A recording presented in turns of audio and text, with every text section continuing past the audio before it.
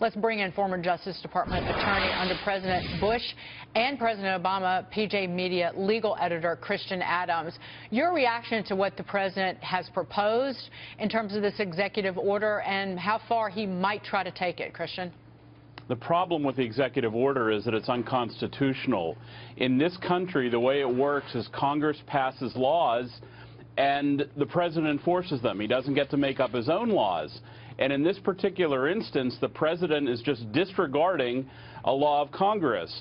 And, you know, this isn't the first time this has happened. People think this is about guns, but it was also about coal and Chrysler secured bondholders. And it's a pattern in this administration where the president just ignores what Congress passed. Remember, both Democrat and Republican Congresses refused to change this law, but you can't do it through executive order, and that's exactly what he's done. But a lot of people, even gun rights advocates, very vocal gun rights advocates, kind of dismissed what the president was doing, essentially saying that if you're a firearms dealer and you're supposed to be registered, hey, you're going to be a registered firearms dealer. Well, look, the gun rights advocates are right, because there is a clear law that says you have to be a registered firearms dealer. You have to be somebody who's engaged in the business. What this president did is what he did with coal, what they've done with the EPA, and they've imposed their view of what the law ought to be and invited Washington to really abuse law-abiding citizens, to have the Justice Department send subpoenas, conduct grand jury investigations. The same sort of abusive law enforcement that we see in other areas, they're now going to be doing to gun owners. But he has 12.5 months left in office, Christian, and this would easily be reversed if a Republican takes the White House. So I wonder if the outrage is justified. Is anybody really surprised, as much of an issue as this has been for the president and the lack of action, is anybody really surprised that he moved to do that, and is it really that harmful?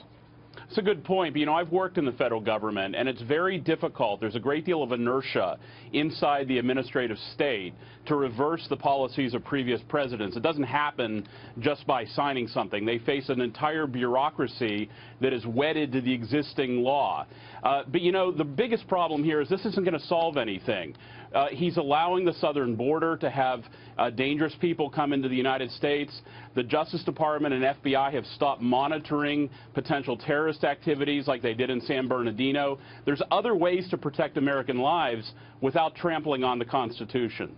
But if you look at some polls, Christian, that a majority of people polled do support some action, whether it's the president's executive action or not, but some measure to, you know, clamp down on people selling guns who shouldn't be selling guns, just as one example. Well, nobody's selling guns who shouldn't be. This is a question of who's going to have to register with the federal government and do certain things. Those same exact polls, by the way, say that the majority of Americans don't think the president's plan is going to work.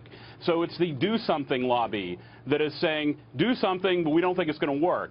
When it comes to the Constitution and the rule of law, you have to err on the side of the Constitution, not just do something that most people think will be ineffective when there's other things that can be done to save American lives from gun violence. Like what, Christian? Go ahead, well, quickly. Over 2,000 murders occurred in Texas from aliens who are not U.S. citizens. That's Texas alone in the last 6 years. Start monitoring sleeper cells or terrorist cells like the NSA used to do to prevent attacks from ISIS. There's ways that this president could prioritize American lives besides trampling on the Second Amendment. Christian, thank you for being here. Christian Adams, take care. Thank you.